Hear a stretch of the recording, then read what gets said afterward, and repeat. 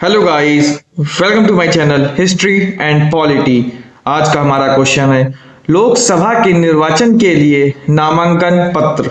Option A है भारत में निवास करने वाले किसी भी व्यक्ति द्वारा दाखिल किया जा सकता है। ऑप्शन बी है जिस निर्वाचन क्षेत्र में निर्वाचन लड़ा जाना है वहां के किसी निवासी द्वारा दाखिल किया जा सकता है। ऑप्शन सी है भारत के किसी नागरिक द्वारा जिसका नाम किसी निर्वाचन क्षेत्र की मतदाता सूची में है दाखिल किया जा सकता है।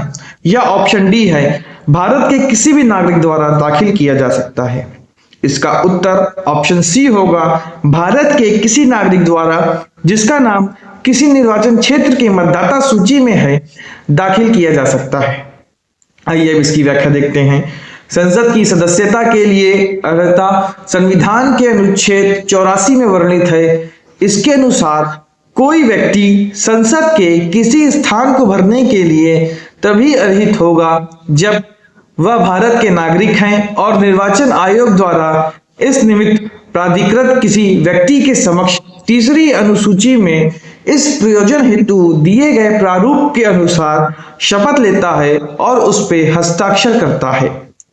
वह राज्यसभा में स्थान के लिए कम से कम 30 वर्ष का और लोकसभा में स्थान के लिए कम से कम 25 वर्ष का है। उसके पास ऐसी अन्य अर्हताएं हैं जो संसद द्वारा बनाई गई किसी विधि द्वारा या उसके अधीन इस निमित्त विहित की जाएं। उल्लेखनीय है कि जन प्रतिनिधित्व अधिनियम 1951 की धारा 4D किसी व्यक्ति को चुनाव लड़ने से रोकती है यदि वह किसी भी संसदीय निर्वाचन क्षेत्र में मतदाता नहीं है। इस अधिनियम की धारा 5C विधानसभा के लिए इसी तरह का प्रावधान करती है।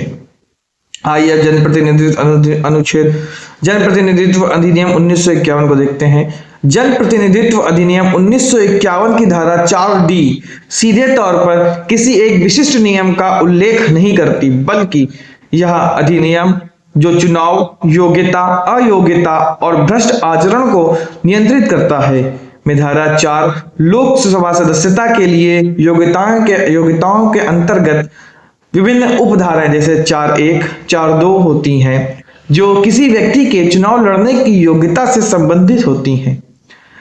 और यह अधिनियम धारा 8 और अन्य धाराओं के तहत अयोग्यता जैसे अपराधों के लिए सजा का भी प्रावधान करता है, जिससे यह सुनिश्चित हो सके कि चुनाव निष्पक्ष हो और अयोग्य व्यक्ति चुनाव न लड़े। मुख्य बिंदु जनप्रतिनिधित्व अधिनियम 1951। यह अधिनियम संसद और राज्य विधानसभाओं के चुनावों के संचालन, सदस्यों की योग्यता और अयोग्यता और भ्रष्ट आचरण से संबंधित है।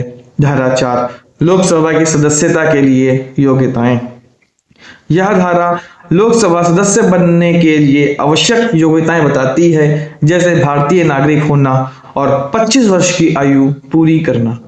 धारा 4D का संदर्भ। हालांकि कोई अलग धारा 4D नहीं है, लेकिन 4 के तहत विभिन्न खंड जैसे 4 का खंड 1, 4 का खंड 2 है और यह पूरा अधिनियम 4 से संबंधित योग्यता और 8 से संबंधित अयोग्यता के प्रावधानों को शामिल करता है जो चुनाव को सुचारू और निष्पक्ष बनाने के लिए महत्वपूर्ण है। अयोग्यता अधिनियम की धारा 8 कुछ अपराधों में दोषी ठहराए गए व्यक्तियों को चुनाव लड़ने से अयोग्य ठहराती है, जिससे आपराधिक पृष्ठभूमि वाले लोगों को राजनीति से दूर रखा जा सके। संक्षेप में जन प्रतिनिधित्व अधिनियम की धारा 4 लोकसभा सदस्य बनने की योग्यता से संबंधित है और धारा 4D किसी विशिष्ट नियम के बजाय इन योग्यताओं के अंतर्गत आने वाले पहलुओं को संदर्भित करती है जो चुनाव प्रक्रिया की शुचिता बनाए रखने के लिए महत्वपूर्ण है। धन्यवाद। अगर आपको वीडियो पसंद आई हो तो आप वीडियो को लाइक, कमेंट और शेयर अवश्य करें तथा चैनल को सब्सक्राइब करें। धन्यवाद। और ऐसे ही हिस्ट्री और पॉलिटी के क्वेश्चंस को देखने के लिए आप चैनल को सब्सक्राइब कर सकते हैं। धन्यवाद।